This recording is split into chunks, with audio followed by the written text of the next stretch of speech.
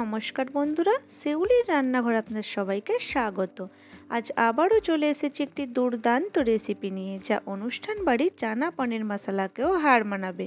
আপনারা প্লিজ পুরো ভিডিওটি দেখবেন, আর আমার চ্যানেলে যারা নতুন বন্ধু তারা চ্যানেলটি সাবস্ক্রাইব করে দেবেন। এখানে আমি 50 গ্রাম মতো কাবলি ছোলা নিয়েছি, আর নিয়েছি কুচনো আলু। আলুটা অপশনাল, আপনারা চাইলে নাও দিতে পারেন। এখানে আমি হাফ টিস্পুন লবণ দিয়ে আর ওই বাটির পরিমাণ 1 বাটি জল দিয়ে সেদ্ধ হতে দিয়েছি। এরপর একটি মিক্সিং জারের মধ্যে দিয়ে দিচ্ছি পোস্ত, মগজদানা, কয়েকটি কাজু, দিয়ে দিচ্ছি আদা, কাঁচা লঙ্কা ও একটি টমেটো। একটি মিহি পেস্ট আমি তৈরি করে নিচ্ছি। পেস্ট তৈরি হয়ে গেলে কড়াই দিয়ে দিচ্ছি সয়াবিন অয়েল, আর সয়াবিন অয়েল দিয়ে আমি পনিরটা প্রথমে ভেজে নিচ্ছি। এখানে আমি 150 গ্রাম মতো পনির নিয়েছি আর ছোট ছোট টুকরো করে নিয়েছি। পনিরটা খুব বেশিক্ষণ ভাজবো না, হালকা ব্রাউন হয়ে আসলে তুলে নেব।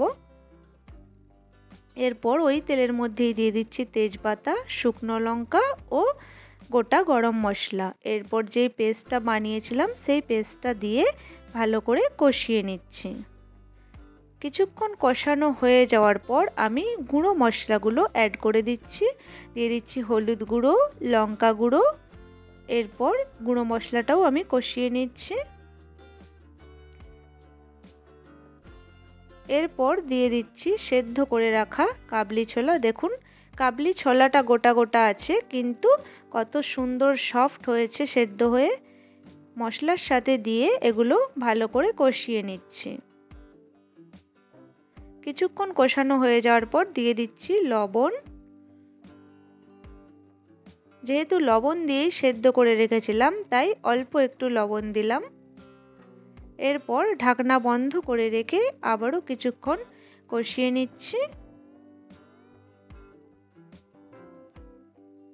মশলা থেকে তেল ছাড়তে শুরু করলে দিয়ে দেব চানা মশলা, আর চানা মশলা যদি না থাকে তাহলে গরম মশলাও ব্যবহার করতে পারেন। চানা মশলা দিয়েও আমি খুব ভালো করে কষিয়ে নিচ্ছি। এরপর 1 বাটি মতো জল আমি এর মধ্যে দিয়ে দিচ্ছি। জল দিয়ে ভালো করে মিশিয়ে নিয়ে আমি ঝোলটা ফুটে আসলে পনিরগুলো দিয়ে দিচ্ছি। পনির দিয়ে হালকা হাতে নাড়াচাড়া করে আর বেশিক্ষণ এটা রান্না করব না, 2 মিনিট মতো ঢাকনা বন্ধ করে রান্না করে নিচ্ছি এটা। দেখুন বন্ধুরা, ঝোল একেবারে গা মাখা হয়ে এসেছে। এবার আমি এটি পরিবেশন করে দিচ্ছি। আপনারা অবশ্যই বাড়িতে ট্রাই করবেন, আশা করি আপনাদের খুবই ভালো লাগবে। আজ তাহলে এই পর্যন্তই, টাটা।